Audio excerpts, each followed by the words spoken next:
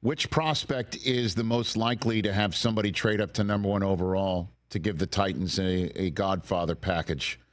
What do you think? I mean, Who you always default to the quarterbacks. I know, but you got Abdul you know, Carter and but this unicorn we just I been think talking about.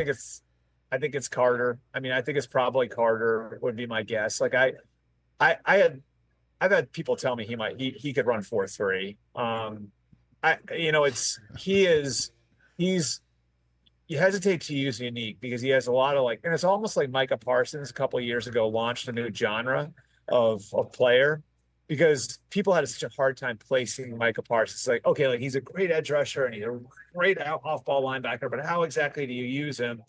And then, as it turns out, over the last 4 years, we found out that dealing with him for an offense is an absolute nightmare. So now you see other players in college being used that way. And Abdul Carter is one of them. Jalen Walker from Georgia is another. Abdul, I think, is the one, though, because if the Titans really badly want to get out of there, I don't know if they'll get the quarterback premium for the first pick, but Abdul Carter is like the type of player I think you can build a defense around and play such a premium position. And what we just saw in the Super Bowl is obviously a part of this too. We just saw what a great defensive line and great pass rushers can do for you. I still have it in the back of my head that it's Abdul Carter because I do think he and Hunter are the two best players in the draft, I think. And I think there's a little bit of a gap after that. And, before you get to the Mason Grahams and the Will Campbells and those guys. But I think Carter's just an easier translation to the NFL. What he's going to be when he gets to the league. Whereas with Hunter, there's a little bit more of a question. Well, and the Browns already have one of those guys, right? And the question, as I let you go, is where does Myles Garrett stand right now, Albert?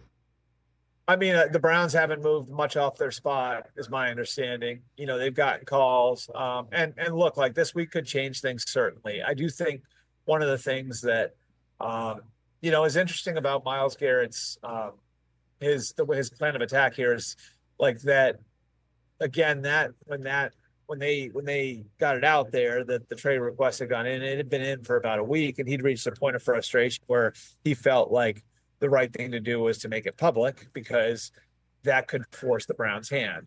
And what it did for the Browns is it made it so they don't have to call anybody, right?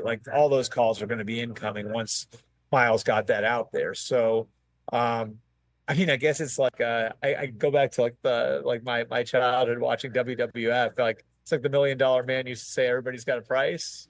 There's a price somewhere, I'm sure, for Myles Garrett. It's just I don't know where that price is, and whether or not somebody's going to reach that price.